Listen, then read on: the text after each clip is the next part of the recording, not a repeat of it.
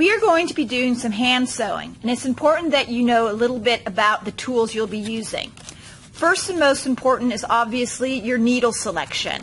As you can see, there's many different sizes and shapes, and needles vary according to the shape of the eye, which is the hole you put the needle through, and the length of the needle, and the point. Is it sharp or is it dull?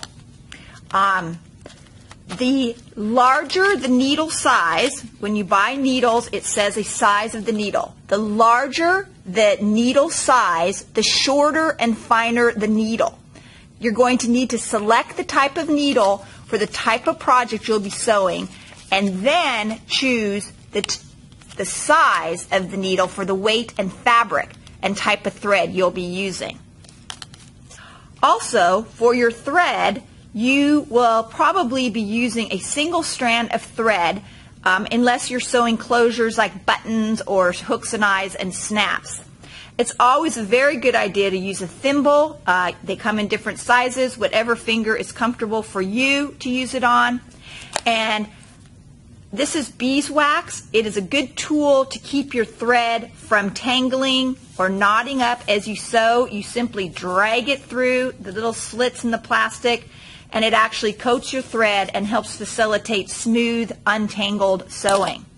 The other important thing to prohibit your thread from tangling and knotting up as you sew is to keep your thread length down to about 18 inches. You do not want to sew with longer than about 18 inches of thread, or else you can pretty much guarantee that your thread's going to tangle up and get snarls and knots as you're sewing. The last thing is, if it is important that your stitches are even. If you're going to do ones that might show, you might want to use your seam gauge to make sure that you're placing your stitches evenly. Some people actually go so far as to measure it off ahead of time. If they want to make sure their stitches are a ½ inch down the whole row, they'll actually stick pins in every ½ inch and thus know exactly where to come in and out with their hand sewing stitches.